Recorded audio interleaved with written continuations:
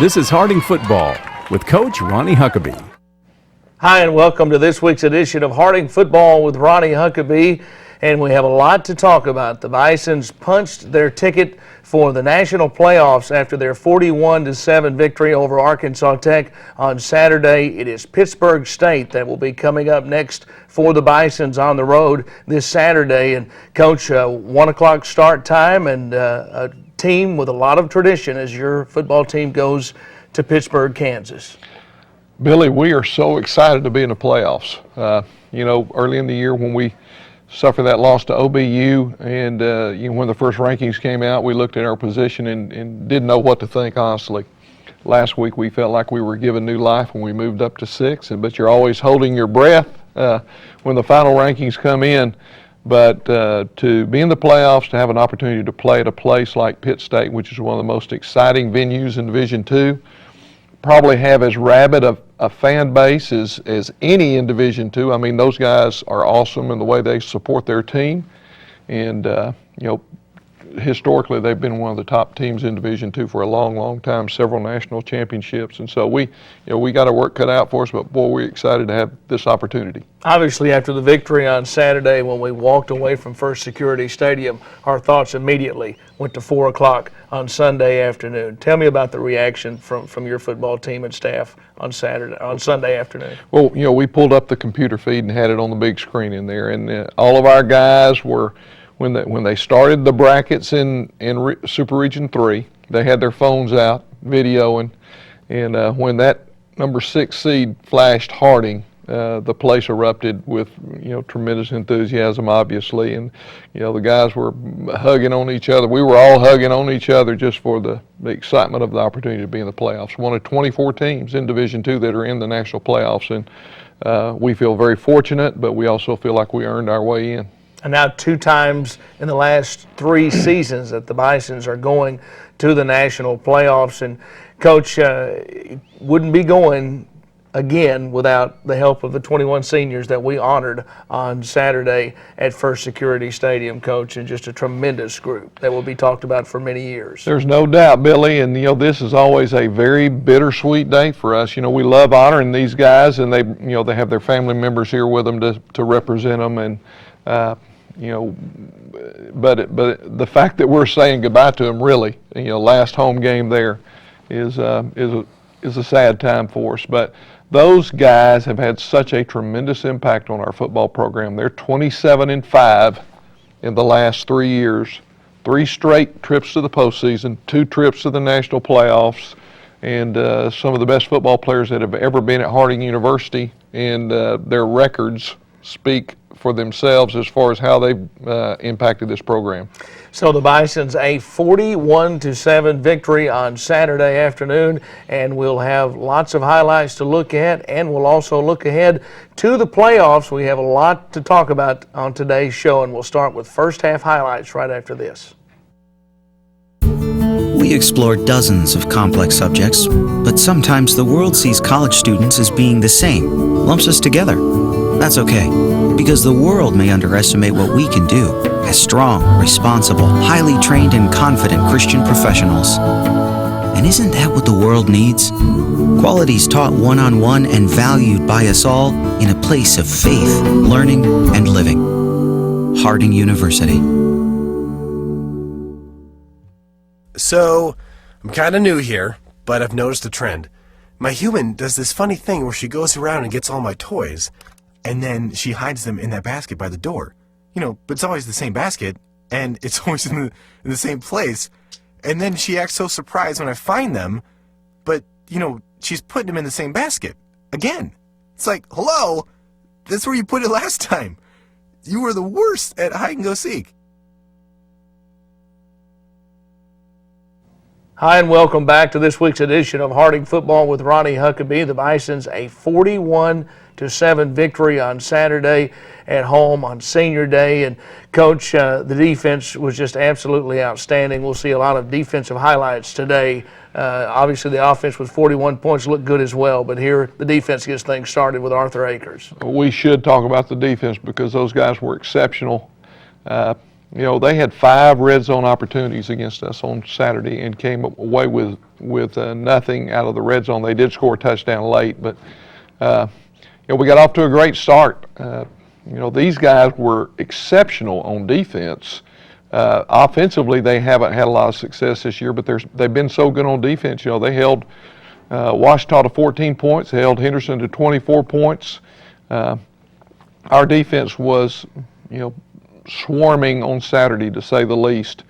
And, we got the triple going a little bit against these guys, especially out of our tight end sets. Obviously we've talked all year long about the importance of our B-back, our fullback in this offense. But here's a mid-triple. We get to pitch to Ahmad with a great block out in front by Eric Kelly, and we get a 24-yard touchdown run by Ahmad. And a huge part of that, obviously, is the blocking on the perimeter by the slot and the wide receiver. Yeah, Keenan Keller had a great look at that. He already had his arms in the air, Coach. I think he knew he was going to score as soon as he got to the corner. Yeah, I think he saw the lane that he had, and he knew they weren't going to catch him. And here's the same thing. We run the triple out of the tight end set, and we get the ball pitched to Ahmad, and this is an over 50-yard run. Ahmad was obviously very productive on Saturday with his carries and touchdowns. Yeah, 55-yard run right there for Ahmad Scott. 14-0 at this point, Bisons. This was a fantastic catch by Eric Kelly, and Keenan put the ball right where it had to be in order for that to be completed. We didn't throw the ball a whole lot on Saturday, but when we did, we were very efficient. Here's the triple again, the pitch to Eric Kelly, and he does a great job of getting that ball into the end zone. Got it just inside the pylon. 21-0 at this point for the Bisons. 21-0, and of course with the way our defense is playing, we feel really good about that score. Here's another opportunity these guys had, and they've got a really good field goal kicker, but we were able to knock that thing down. Cordell Zielinski with a great job of getting that thing blocked. Had a little miscue on the first phase of the triple there and put the ball on the ground, which is something that we have not done this year, and obviously that's something we want to emphasize this week, that we take great care of the football. You just had so many guys, Coach, that I thought played so well defensively on Saturday. And what about this fake punt? Well, this was pretty late in the second quarter, but we thought we had something there. That's Kenyatta Johnson with the fake punt, and he was disappointed that he didn't make that last guy miss and take it to the house. We tried a long field goal with John, and probably that was stretching his range considering the wind direction. But at halftime now, 21-0, Bisons have the lead. You had to feel good going to the halftime locker room with the advantage, and you had to feel just absolutely just very excited about the way your defense had played in that first half, allowing only 37 yards of offense to Arkansas Tech. There's no doubt, and as I said, that made that 21-point lead seem huge, and that could possibly have had something to do with the way we came out on offense in the second half. I thought we started pretty lethargic, and but we're able to collect ourselves later, and the passing game kind of bailed us out. Those guys, they have been exceptional against the run. They've been an exceptional defense all year long. When you consider the fact that they have played a whole lot of snaps on defense because their offense has not done a whole lot, and that keeps them out on the field. And still they have performed. That's a tribute to their coaches and where their kids have played.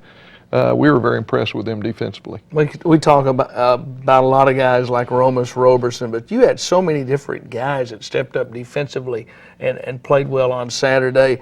Dayton Markham, Matt McCowan had a sack there early on, and you just so much depth on that defensive side of the football, and I thought it really showed on Saturday. And it's been a good thing. We have had some. We've had some issues there as far as injuries are concerned. We lost Matt Cain for the year. Matt was a dominant force for us inside. We lost Devon Carter for a couple of weeks, 3 weeks there with his injury against Arkansas Monticello, and Devon was playing super well for us inside.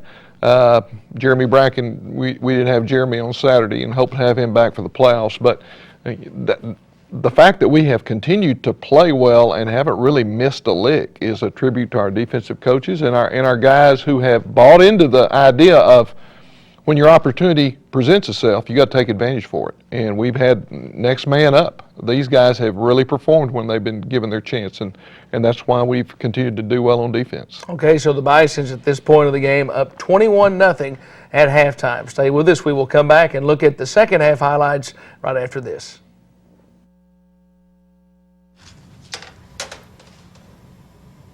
Wow, these are really good. You act surprised.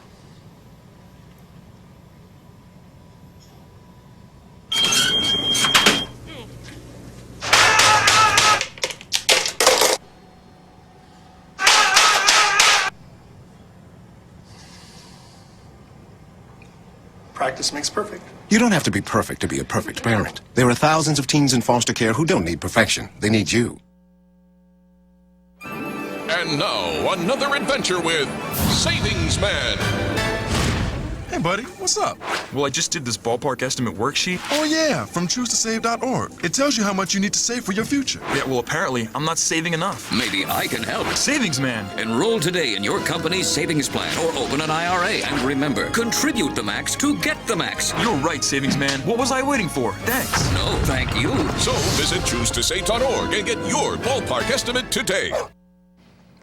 Welcome back to Harding Football with Ronnie Huckeba. We move into the third quarter with action right here, and your football team would get the ball to begin the second half, Coach, but a turnover early. We did. We had some issues with the first phase of our option, as I mentioned a while ago, and we hadn't had that all year, and we got to get that corrected. And I feel confident we will. Another tackle for loss. Our defensive guys were swarming on Saturday. This was a bad decision by Keenan. He knew that he shouldn't have pitched that ball. He should have ducked it up in there and taken what we could get. And we were sputtering a little bit here. As I said, I wasn't sure about our focus as we came out, but this turnover, this is Chris Sarkeesian getting that muffed punt. This turnover really sparked us. We come out and decide they're crowding the line of scrimmage too much. We throw the ball to Zach Shelley, and he gets a couple of blocks out here. And look at this run by him. Davis Holloman really working for him out there, and Zach has tremendous balance and speed. He is going to be a great football player for us. We're proud of the progress he's made this year as a guy spending his first year on the field. Force another punt right here, and almost Darius Lane returned one a couple of weeks ago, and he almost had another one right here. Darius is dynamite. That's all you can say. In every phase of the game, everything you can see Dalen out in front of him waving him on, and I really thought right here he was going to take it all the way, but when he cut back against the grain, I think he kind of ran out of gas a little bit. But what a tremendous return. Sets us up with the ball on the 20-yard line, and we come back with the play action again to Eric Kelly. Great job by Keenan. That was a really good throw. And, that puts us up 35-0 at that point. Yeah, and I thought that was a critical touchdown after they had gotten a couple of turnovers and gotten a couple of opportunities, and your defense turned them away, and then your offense really kind of put the hammer down at that point. No doubt. Defensively, I think we had 7 sacks on the day, double digits in tackles for loss, and that was just, that's a statistical indication of how well these guys played. Yeah, Matt McCown had a couple of sacks on Saturday. That's Matt Tennyson in the ball game, and Matt is doing such a super job for us. And you can see Park with his opportunity. Park has been dynamite for us this year, and he just continues to get better and better running the offense. He read super on Saturday. Read all phases of the triple, and he's one of those guys, when he gets the ball in his hands, he is very dynamic. You can see that coming up right here. He makes the guy miss in space, and then he's gone. And that's what we are so excited about with Park. As you look into the future of our offense, that second phase, a quarterback being a home run threat, that's really tough on defenses. And Coach, here's your favorite formation. Favorite formation, the victory formation, and that's 9 wins for these guys with a 9-1 record. That's 3 seasons in a row that we've won 9 football games, 27 games in the last 3 years with an opportunity to go to the national playoffs and extend that. So super job by our football team, super job by our coaches. This is a really special group of kids. Every group is special. But there's something about having these 21 seniors. We have never had that many since I've been coaching, and they have really done a great job leading our football team. 41-7, the final score on Saturday afternoon, and the defense, so many numbers that you could look at where they were dominant, only allowed 11 yards rushing in the football game. That's a dominating stat, and we're outstanding against Tech on third down. Tech only 3 of 18 on third down, and you mentioned it earlier, they were in the red zone 5 times and came away with nothing. Right. That's tremendous defense. And when you look back on the course of the season, week to week to week, these guys have gone out there and they played with passion. They are extremely aggressive. They are extremely physical. We do a great job with our defensive coaches on making sure that we're sound with our run fits, and I'm just so proud of all of those guys because they have continued. This is the 3rd year in a row that we've been dominant defensively, statistically also, and couldn't be prouder of them. So we're finished with the highlights, 41-7, the victory for the Bisons on Saturday, but much more ahead on this week's edition of Harding Football with Ronnie Huckeba. We'll hear from Ahmad Scott after the timeout, and we'll get you ready for our trip up to Pittsburgh, Kansas this Saturday after this timeout. Hey guys, thanks for coming. Are we in trouble? No, you're not in trouble. I just want to set some ground rules. Like what? Well, remember last week when you hit Vinny in the head with the shovel? I do not recall that. Of course not. Well, it was pretty graphic. Too graphic for the kids. So I'm going to have to block you. I got to make this up to you. This is Vinny's watch, and I want you to have it. You deserve it. Thank you. That's really not necessary. No. Come here. I'm a big believer in the power of we. We can tackle the tough challenges we face and build community through service and volunteering. It's time for you to raise your hand. Go to serve.gov and get involved in something you believe in. How will you raise your hand when they call your name? Are you with me? We weren't born to follow. Back on this week's edition of Harding Football with Ronnie Huckeba, the Bisons a 41-7 victory on Saturday gets them into the national playoffs coming up on Saturday at Pittsburgh State. And after the game, we had a chance to catch up with one of the stars of the victory on Saturday with 2 touchdowns, Ahmad Scott. I think it was a hard-fought game, and we showed up on both sides of the ball. Defense played great, as always, and offense, we went out there and did good, and we all played physical. Yeah, it's been very special. I've really enjoyed playing with this group. When we first came in as redshirt freshmen, we had a pretty rough season, but after that, we turned around and we've been doing good ever since, and it's been fun and a joy to play. Yeah, the biggest one for me is when we beat Henderson. Ever since I've been here, we haven't beat them, and so that was a great and emotional game, and it was a great game. Ahmad Scott very excited after the victory on Saturday, and he played outstanding against Arkansas Tech on Saturday, and we've seen him play well his entire career at Harding University. And now, Coach, it's an opportunity for us to go and let a fan ask you a question. Sometimes the fans ask you much tougher questions than I do, so let's see what this week's question of the week is. I'm Cooper Underwood from Pineville, Missouri. Coach Huckeba, we know you're losing 21 seniors this year, and I was wondering if you've ever graduated this many seniors before after one season, and how you're feeling about the upcoming season, having lost so many, and what your thoughts on that are. This is the largest class by far, Billy, that we have had in a long, long time, and maybe the largest class that we've had since I've been coaching at Harding. A very special group of guys, and obviously their impact on our program has been tremendous. And as we said a while ago, you can just open the stats book and look at it, and we've got the second leading rusher in the history of the program on this football team. We've got some guys that have defensively made huge impacts. You got a guy like Donatello Luckett, who's been one of the most impactful guys that we've ever had play for us, and on and on. I could talk about offensive linemen, defensive linemen. I could mention every one of these guys. But the good news is we have a very talented football team coming back next year. We will not be as senior laden, obviously, on offense because we're graduating 9 of those guys. But we have been in a fortunate position that the last few years we've been able to play a lot of guys in a lot of ball games. And Park Parish has got a lot of experience at quarterback. Well, we've got some young quarterbacks on our football team. They're just waiting for a chance to compete. Our B-back position is going to be very competitive next year. Matt Tennyson has done a super job for us this year. And he continues week to week to improve and for us to say, man, this guy is a really good football player. Next year, we will have a lot of returning starters on defense. And so that's always good because if they don't score, you're not going to lose. So we expect we expect to have a really good football team next year, and I think that is an indication that you have a healthy culture because we are not trying to build a football team for a year.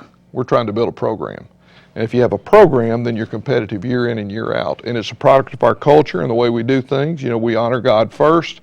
We're trying our best to persist without exception in everything that we do. These guys are good students. We're not perfect, obviously. We've got some of our guys that have got to improve in the classroom, but I'm really pleased with where the program is right now. And that a big part of that is because of the work of our assistant coaches, and they have done a fantastic job mentoring and recruiting these guys. And we're looking forward to the future, but we're not ready to turn loose of this season yet. I can tell you that right now. We are so excited about our opportunity against Pitt State, and really looking forward to that this Saturday. Let's talk about Pitt State. Let's talk about tickets because it is a drivable game for a lot of our fans to go to, and of course a lot of our alumni in Oklahoma and Kansas will want to come to the game, Coach, and they will be able to get tickets to the game, but they better hurry. We have 500 in our section, and so you can see the graphic right there. They're not expensive tickets, but they're cash only, and we expect to have a huge crowd there. If we sell out the 500, then you can purchase them from Pitt State, but you wouldn't be guaranteed to sit in our section. So if you want to sit with the 500 Bison fans that are going to be sitting right behind our bench, and we need you, then make sure that you get those tickets as soon as you possibly can. Yeah, and we are going to a Pitt State program and playing them for the first time, Coach. So much tradition.